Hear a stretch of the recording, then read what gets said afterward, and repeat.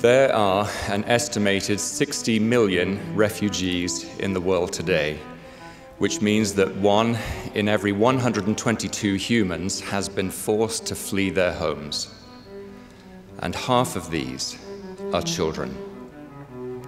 It's shocking to consider the numbers involved and to reflect on what this means in each individual life. The reality of these situations must be seen to be believed. In winter, I met, amongst many others, a pregnant woman from Syria in a refugee transit camp, desperately seeking assurance that she would not need to deliver her baby on the cold floor of the vast hall where she was housed. Back in Syria, she had been a university professor. And in Greece, I spoke with a family, still wet, shivering and frightened from their crossing in a small rubber boat from Turkey. After looking into their eyes and hearing their stories, both of the terror they had fled and of their perilous journey to find refuge, I will never be the same. Meeting refugee families and hearing their stories with your own ears and not from a screen or newspaper will change you.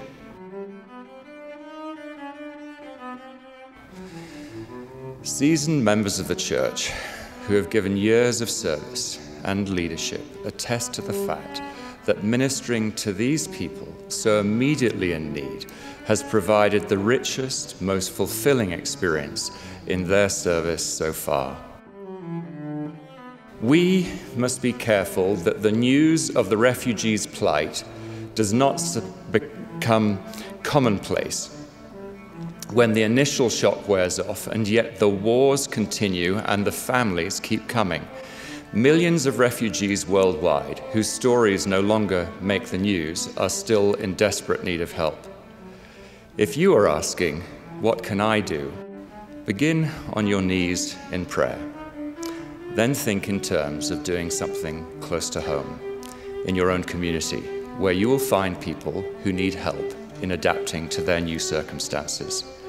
The ultimate aim is their rehabilitation to an industrious and self-reliant life.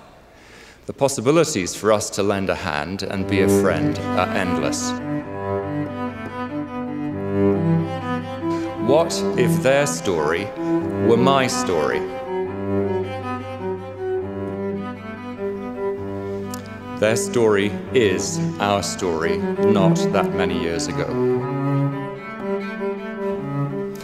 Being a refugee may be a defining moment in the lives of those who are refugees, but being a refugee does not define them. Like countless thousands before them, this will be a period, we hope a short period in their lives.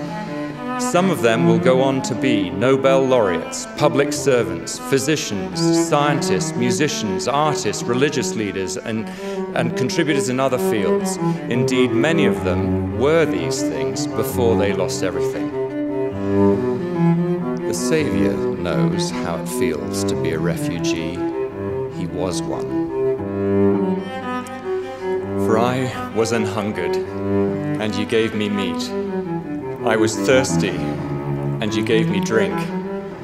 I was a stranger, and you took me in. This moment does not define them, but our response will help define us.